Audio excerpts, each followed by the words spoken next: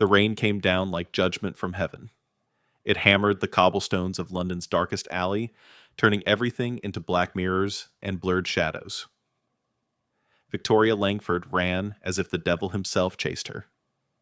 Her silk gown, once pale lavender, now clung to her body in torn, soaked rags. Her lungs burned, her bare feet slipped on the slick stones. Blood stained her hands, not her blood.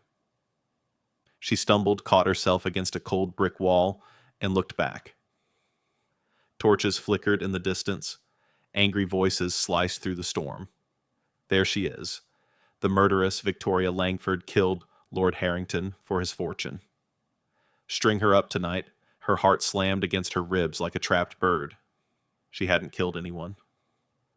She had only gone to deliver a desperate letter from her dying sister Eleanor, begging Lord Harrington for one last loan. But when she stepped into his study, he was already dead. Eyes wide, a knife in his chest. And somehow, her gloves were on the floor beside him. Now the whole world believed she was a cold-blooded killer. Victoria pressed her bloody palm to her mouth to stifle a sob. Fear clawed up her throat. See, she was only 24. She had dreams once. Quiet ones. Of a gentle husband, a warm home, maybe children who would never know the taste of poverty. But those dreams were drowning tonight, just like she soon would if they caught her. The mob was closing in. She could hear their boots splashing closer. Then came the thunder of hooves. A massive black horse burst out of the rain, like a creature born from nightmares and legends. Its rider sat tall and commanding cloak, whipping behind him like raven wings. He didn't slow down. In one fluid, terrifying motion, he leaned low, wrapped a strong arm around Victoria's waist, and yanked her off the ground. She gasped as her body slammed against his hard chest. The horse never broke stride. Hold on. His voice was deep rough, cutting through the storm like a blade. Victoria's fingers clutched his wet coat. She was shaking violently. Who are you? He turned his face just enough for her to see its sharp jaw. Storm-gray eyes and a scar that ran along his left cheekbone. Alexander Hawthorne, the Duke of Ravenscourt, the man London whispered about in fear and fascination, the most powerful, unreachable duke in England. He looked straight ahead, rain streaming down his face, and shouted into the wind, "You belong to me from this moment." The words hit her harder than the rain. Belong to him. What did that even mean? She wanted to scream, to fight, to demand he put her down. But the mob's roar was already fading behind them. For the first time that night, death wasn't breathing down her neck. Yet something told her she had just jumped from one kind of hell, straight into another. The horse galloped through the empty streets until the grand iron gates of Ravenscourt Manor loomed ahead. They flew open as if expecting them. Only when they thundered into the courtyard did the Duke finally slow. He swung down from the saddle first, then reached up and lifted Victoria as if she weighed nothing. Her legs nearly gave out the moment her feet touched the ground. She stared up at him, chest-heaving rain, mixing with tears she refused to let fall. Why? Her voice cracked. Why would you save a woman the entire city wants to hang?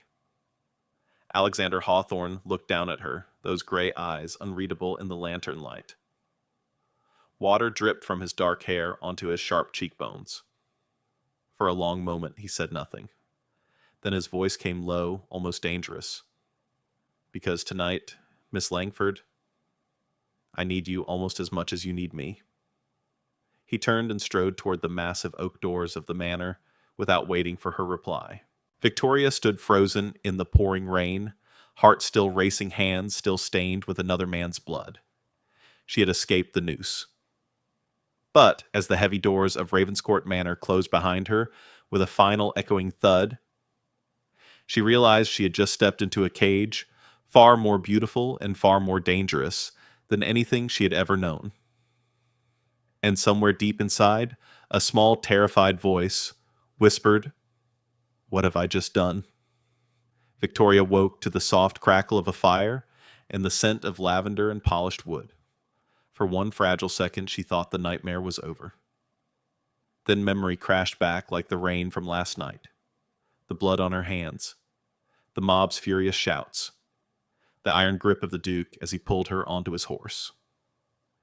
She sat up slowly in the enormous four-poster bed, silk sheets sliding against her skin. The room around her was breathtaking deep emerald drapes, a marble fireplace taller than most men, and crystal chandeliers that caught the morning light like captured stars. This was no prison cell. This was Ravenscourt Manor, the heart of the Duke's power, and she was trapped inside it. The door opened without a knock. Alexander Hawthorne stepped in, still dressed in black, his presence filling the room like a storm that had not yet passed. His gray eyes swept over her, once cool and assessing. No warmth, no softness. "You're awake?" he said quietly. His voice was low controlled, the kind of voice that expected obedience. "Good. We don't have much time." Victoria pulled the sheet higher around her chest, suddenly aware she wore only a delicate nightgown that was not hers. Her heart began to race again. "What? What happens now?" she whispered. The Duke walked to the window, hands clasped behind his back, looking out at the rain-soaked gardens. "Two choices, Miss Langford." He turned to face her. "First choice, I hand you over to the authorities this morning. The evidence against you is convincing. You will hang before the week is out." Victoria's breath caught. She could already feel the rough rope around her neck, the jeering crowd, the final drop. "Second choice," he continued his tone, never softening. "You sign a contract, a marriage contract, for 6 months only. In public, you will be my wife. In private, you will be my shield. Nothing more." He took a slow step closer. "I have enemies who want to destroy me, Miss Langford. They are circling closer every day. A sudden wife, especially one the entire city is already talking about, will distract them. It will make me appear settled, human, less of a threat." Victoria stared at him, her mind spinning. Marriage. To this cold, unreachable man? "I don't understand," she said, voice trembling. "Why me? You could choose any woman in London." A shadow crossed his face, something dark, almost pained, but it vanished before she could name it. "Because no one will believe I chose you for love," he answered flatly. "And that makes our arrangement perfect? No one will look too closely?" He placed a thick document on the small table beside her bed. "Sign it, and I will pay for the best doctors in Europe to treat your sister Eleanor. I will stop your Uncle Reginald from selling what little remains of your family's estate. Your sister will live.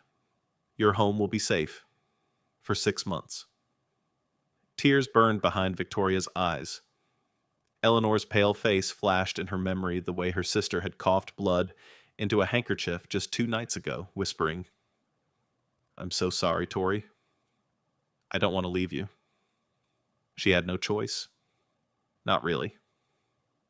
With shaking fingers, Victoria picked up the quill. The ink felt like chains as she signed her name at the bottom of the page. Alexander watched her in silence. When she finished, he took the document and folded it carefully. "One more thing," he said, his voice dropping even lower. "This is not a love story, Miss Langford. You are a disguise, a necessary one. Do not expect tenderness. Do not expect affection. And above all, do not fall in love with me. I have nothing left to give." The words landed like stones in her chest. Victoria lifted her chin, even as fear and anger twisted inside her. "And what if I refuse to play the perfect wife?" she asked softly. A faint, humorless smile touched his lips for the briefest moment. "Then the noose waits for you, and your sister dies alone."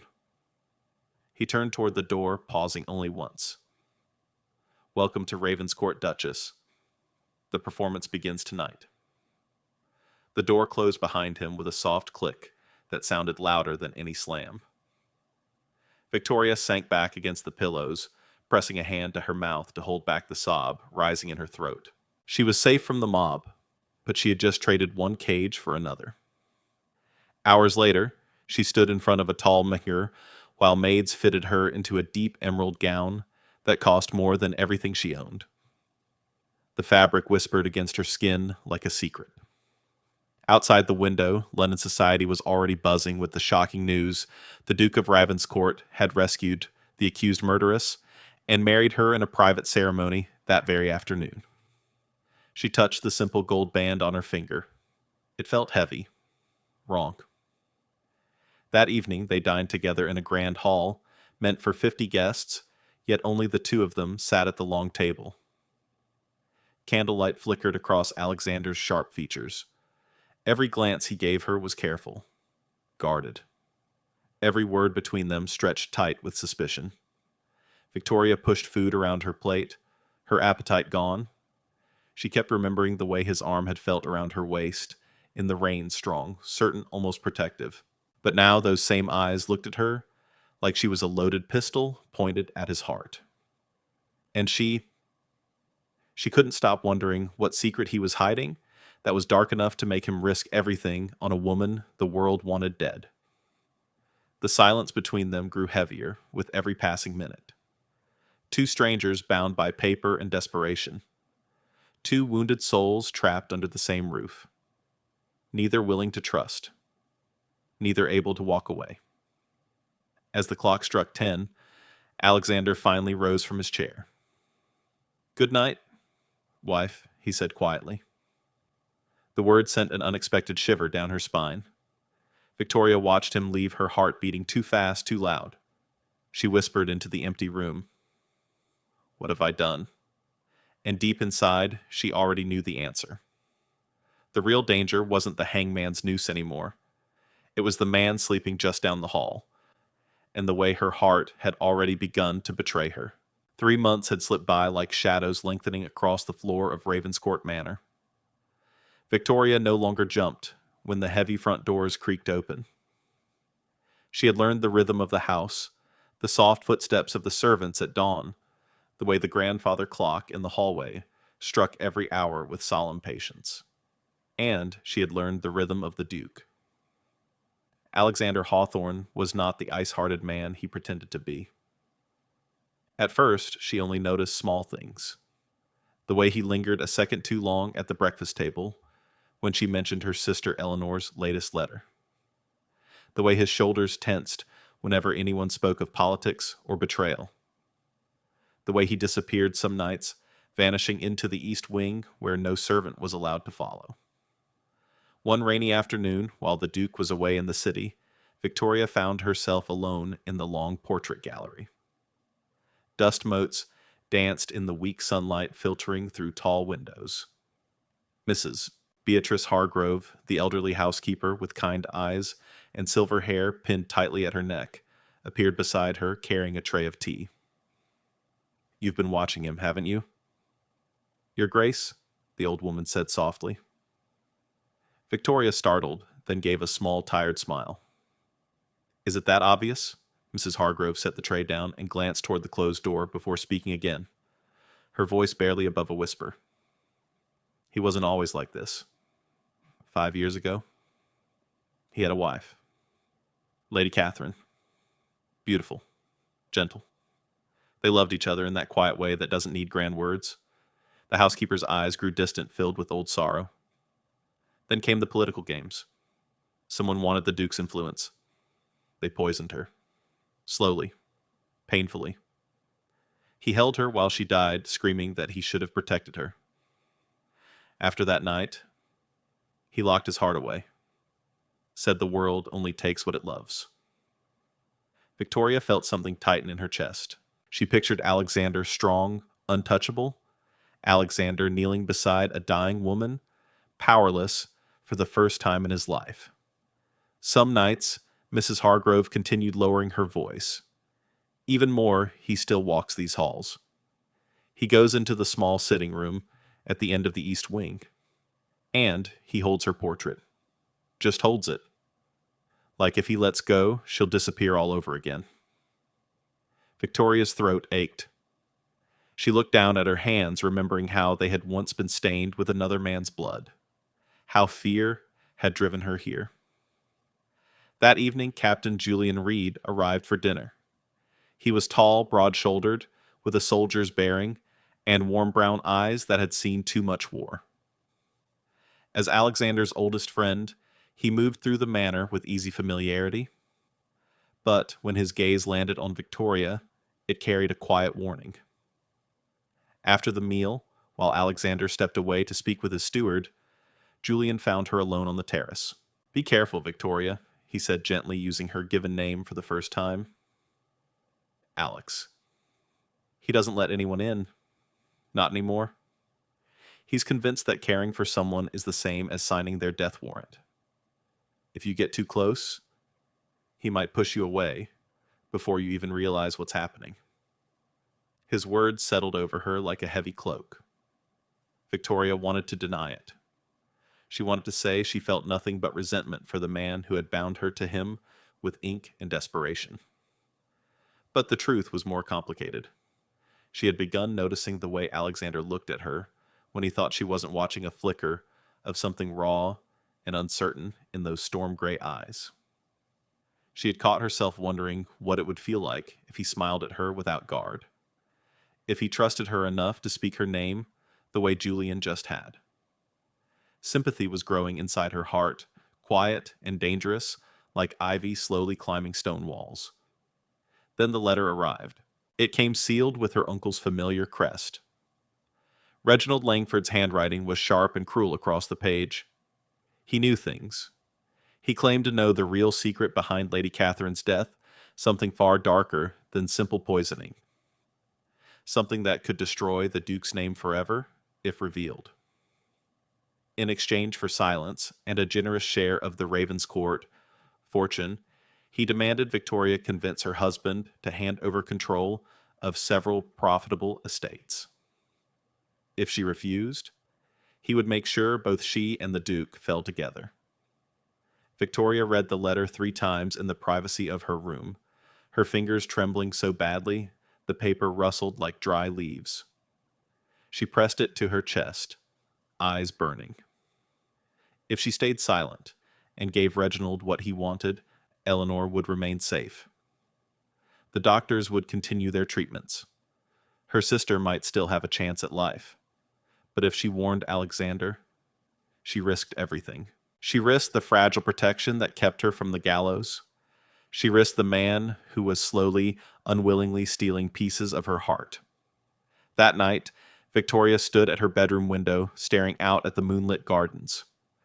The same gardens where she had once stood in the pouring rain, soaked and terrified, as Alexander pulled her into his world. She closed her eyes and whispered into the quiet room, "How did I get here? Caught between saving my sister and protecting a man I was never supposed to care for." Her heart answered before her mind could stop it. Because somewhere between the cold contracts and guarded glances, Alexander Hawthorne had stopped being just her jailer. He was becoming something far more frightening. He was becoming someone she didn't want to lose. The grand ballroom in London sparkled like a cage made of crystal and lies. Victoria moved through the crowd in a gown of deep crimson, her chin high even as her pulse thundered in her ears. Chandeliers cast golden light across hundreds of masked faces, but she had eyes for only one man tonight, her uncle Reginald Langford. She had made her choice. No more hiding behind contracts or silence. Tonight, she would face him directly and gather whatever proof she could to protect the man she could no longer pretend she didn't care for. Reginald stood near the far wall, smiling that oily, self-satisfied smile as he accepted congratulations from lesser lords. When his gaze found Victoria, his expression tightened for a split second before smoothing into false warmth. "Niece?" he greeted smoothly, raising his glass. "How surprising to see you here, playing Duchess so convincingly." Victoria's fingers tightened around her champagne flute. She forced a calm smile, even as fear and anger twisted inside her stomach. I know what you're doing. Uncle, she said quietly, stepping closer so only he could hear. The threats, the demands, it ends tonight. Reginald laughed softly, but his eyes were cold. Brave words from a woman who still has blood on her name.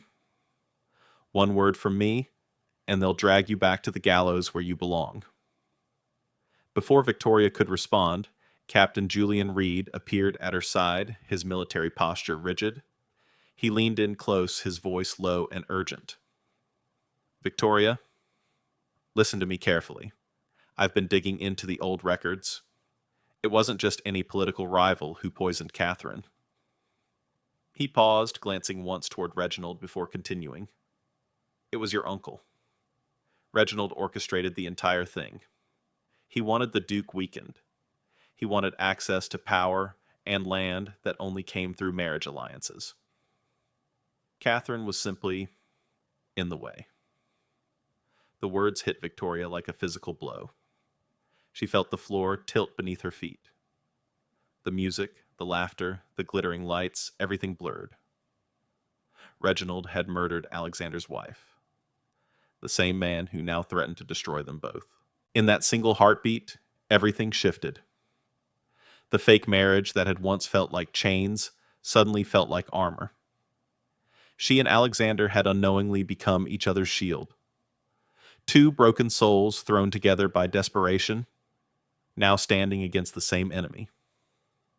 She looked across the ballroom and found Alexander watching her. His gray eyes held a question, and something deeper. Something that made her chest ache with tenderness and fear. Later that night, the storm came. Thunder rolled over Ravenscourt Manor like the anger of gods. Rain lashed the tall windows as Victoria stood in the dimly lit library, unable to sleep. Lightning flashed, illuminating the room in sharp white bursts. The door opened. Alexander stepped inside, his shirt damp from the rain, dark hair falling across his forehead. He looked exhausted, haunted. For the first time, the unbreakable Duke of Ravenscourt looked human. I saw you speaking with Reginald tonight, he said quietly, voice rough. And I saw Julian pull you aside. Tell me the truth, Victoria. What did you learn? She hesitated, heart pounding. Part of her still feared his reaction. Feared he would push her away the moment she got too close. But she couldn't lie to him anymore. Julian told me everything, she whispered. About Catherine. About how Reginald was behind it all. Alexander froze. Pain flashed raw and unguarded across his face. He turned away, bracing one hand against the mantel, as thunder cracked overhead. For a long moment, only the storm spoke. Then his voice came low and broken. I held her while she died, and I blame myself every single day. I thought if I never let anyone close again, no one else would pay for loving me. He turned back to her eyes glistening in the firelight. But you walked straight into my darkness anyway. Even when I told you not to hope. Even when I warned you away. Victoria stepped closer, her own eyes filling with tears. The distance between them felt impossibly small now. I don't want to be your shield anymore, Alexander, she said softly, voice trembling. I don't want to pretend. I love you. Not the Duke, not the title. Just you. The man who saved me in the rain. The man who still holds his wife's portrait on quiet nights. The man who's been carrying so much pain alone. Alexander's breath hitched. For one terrifying second, she thought he would turn away. Instead, he crossed the space between them in 2 strides and pulled her into his arms. His kiss was desperate hungry, filled with years of locked-away longing. Rain pounded against the windows as lightning illuminated their silhouettes. 2 wounded hearts finally choosing each other in the middle of the storm. In that moment, Victoria felt something inside her heal. She wasn't just surviving anymore. She was loved. Truly, deeply. But morning brought ruin. A messenger arrived at dawn with devastating news. Reginald Langford had struck first. He had gone public with his accusations claiming Victoria had murdered Lord Harrington in cold blood, and that the Duke had helped cover it up to protect his new bride. Society papers were already printing the story. Invitations were being withdrawn. Old allies were turning their backs. The entire ton was turning against Ravenscourt. Alexander stood in the entrance hall reading the morning paper with a face carved from stone. Victoria watched him, her heart aching, as she saw the exhaustion and fury in his eyes. He looked up at her, and for the first time there was no guard between them. "They want to destroy us both," he said quietly. Victoria reached for his hand, lacing her fingers through his. "Then let them try," she whispered. "We're not alone anymore." Yet even as she spoke, the brave words fear coiled tight in her chest. The fire had tested them. Now the real storm was just beginning. The grand chamber of the House of Lords felt colder than any winter night. Sunlight streamed through tall arched windows, yet it did little to warm the heavy silence that hung over the assembled peers. Victoria stood before them, all her hands trembling at her sides, her simple navy gown making her look both small and impossibly brave. Every eye in the room was fixed on her. She drew in a shaky breath, remembering the rain-soaked night that had brought her here, the blood that was never hers, the man who had pulled her from the mob and changed her life forever.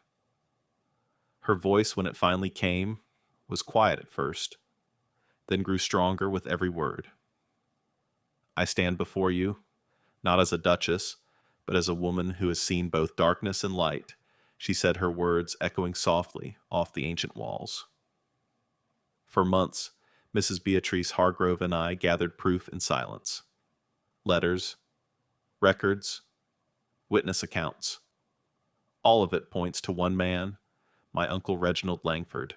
She lifted her chin eyes shining with unshed tears, but never wavering. "He poisoned Lady Catherine Hawthorne 5 years ago. He orchestrated the murder of Lord Harrington to frame me. And he tried to destroy my husband, to seize power and wealth that never belonged to him." A murmur rippled through the chamber. Beside her, Alexander Hawthorne stepped forward. In a move that shocked every lord present, he removed the heavy ducal ring from his finger and placed it on the table before the presiding judge. "Today," he said, his deep voice steady and clear, "I stand here, not as the Duke of Ravenscourt, but simply as a man. Alexander Hawthorne. I temporarily relinquish my title and all its privileges. Because some things matter more than power." He turned to look at Victoria, his gray eyes soft with open love. "I choose truth. I choose justice. And above all, I choose her." The words settled over the room like a quiet revolution. Captain Julian Reed then rose from the witness bench. His military uniform was crisp, his expression grave. He spoke with the calm authority of a soldier who had faced death many times. "I served with Alexander for years," he said. "I watched him bury his first wife, and I have spent the last months investigating in secret. Every piece of evidence confirms it. Reginald Langford is the true architect behind these crimes. He acted alone, driven by greed and ambition." The chamber erupted in shocked whispers. Reginald, seated in chains at the back, turned deathly pale as the full weight of the accusations landed upon him. By the end of the long day, the verdict was clear. Reginald Langford was arrested on charges of murder and treason. His assets were seized and returned to the Langford family, now rightfully belonging to Victoria and her sister Eleanor. As they stepped out of the building into the pale afternoon light, Victoria felt as though she could finally breathe again. The nightmare was truly over. Later that same week, in the blooming spring garden of Ravenscourt Manor, Alexander led Victoria beneath a canopy of white roses. He dropped to one knee among the flowers. No contract, no audience, no political game, only the two of them and the soft breeze carrying the scent of new beginnings. "Victoria," he said, voice thick with emotion. I once offered you a cage disguised as protection. Today, I offer you my heart, freely, completely, and without reservation. Will you marry me again? Not for 6 months, not for show, but for the rest of our lives. Tears slipped down Victoria's cheeks as she smiled through them. Yes, she whispered. 1,000 times. Yes. Their second wedding was quiet and intimate, held in the small chapel on the estate with only a handful of true friends.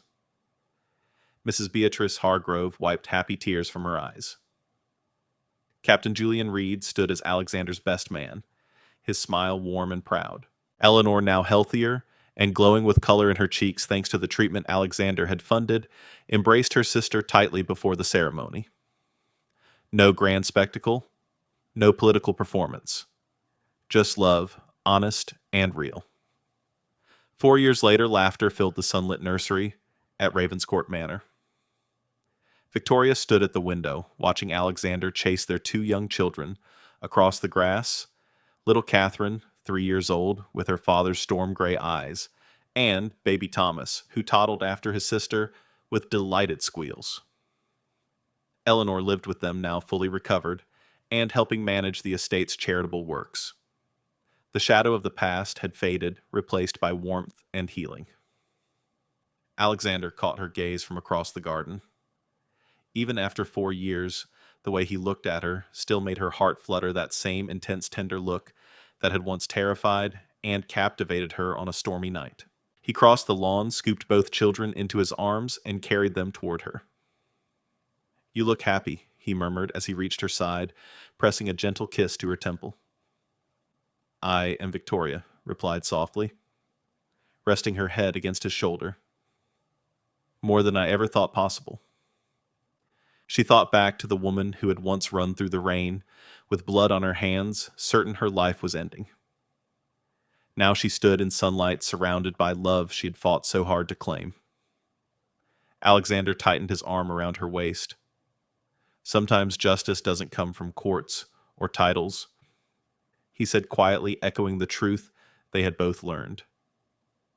It comes from the courage of one woman who refused to stay silent, and from a broken man who finally learned how to trust again. Victoria smiled, her heart full. In the end, the greatest victory wasn't clearing their names.